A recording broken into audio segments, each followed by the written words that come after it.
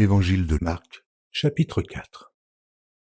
Jésus se mit de nouveau à enseigner au bord de la mer. Une grande foule s'étant assemblée auprès de lui, il monta et s'assit dans une barque sur la mer. Toute la foule était à terre, sur le rivage.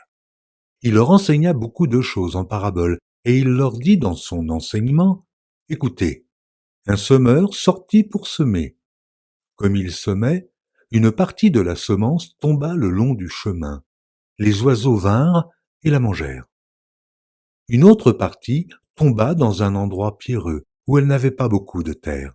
Elle leva aussitôt parce qu'elle ne trouva pas un sol profond. Mais, quand le soleil parut, elle fut brûlée et sécha, faute de racines.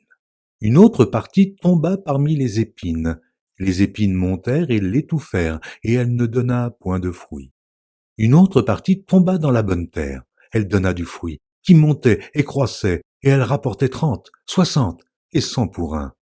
Puis il dit, que celui qui a des oreilles pour entendre, entende. Lorsqu'il fut en particulier, ceux qui l'entouraient avec les 12 l'interrogèrent sur les paraboles. Il leur dit, c'est à vous qu'a été donné le mystère du royaume de Dieu. Mais pour ceux qui sont dehors, tout se passe en paraboles, afin qu'en voyant, ils voient et n'aperçoivent point, et qu'en entendant, ils entendent et ne comprennent point, de peur qu'ils ne se convertissent et que les péchés ne leur soient pardonnés. Il leur dit encore, vous ne comprenez pas cette parabole. Comment donc comprendrez-vous toutes les paraboles? Le semeur sème la parole. Les uns sont le long du chemin où la parole est semée. Quand ils l'ont entendue, aussitôt Satan vient et enlève la parole qui a été semée en eux.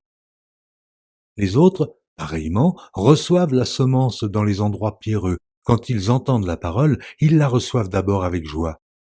Mais ils n'ont pas de racine en eux-mêmes. Ils manquent de persistance, et dès que survient une tribulation ou une persécution à cause de la parole, ils y trouvent une occasion de chute.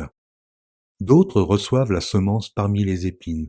Ce sont ceux qui entendent la parole, mais en qui les soucis du siècle, la séduction des richesses et l'invasion des autres convoitises étouffent la parole et la rendent infructueuse.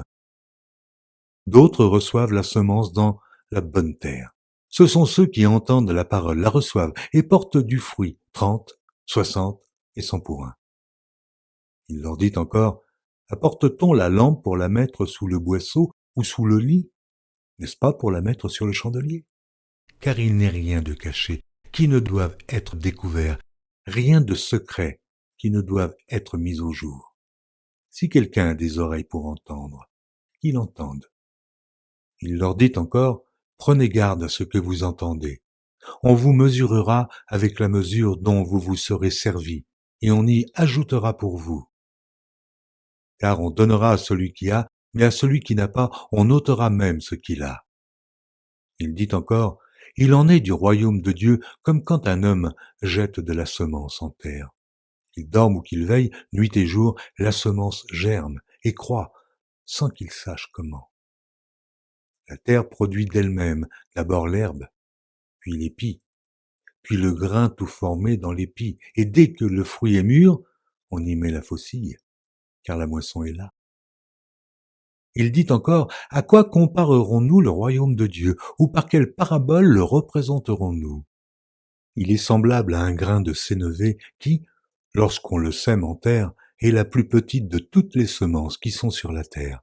Mais lorsqu'il a été semé, il monte, devient plus grand que tous les légumes et pousse de grandes branches, en sorte que les oiseaux du ciel peuvent habiter sous son ombre. C'est par beaucoup de paraboles de ce genre qu'il leur annonçait la parole, selon qu'ils étaient capables de l'entendre. Il ne leur parlait point sans parabole, mais, en particulier, il expliquait tout à ses disciples. Ce même jour, sur le soir, Jésus leur dit « Passons à l'autre bord ». Après avoir renvoyé la foule, ils l'emmenèrent dans la barque où il se trouvait. Il y avait aussi d'autres barques avec lui. Il s'éleva un grand tourbillon, et les flots se jetaient dans la barque, au point qu'elle se remplissait déjà. Et lui, il dormait à la poupe sur le coussin. Ils le réveillèrent et lui dirent « Maître, ne t'inquiètes-tu pas de ce que nous périssons ?» Tant réveillé, il menaça le vent, puis dit à la mer, « Silence, tais-toi !»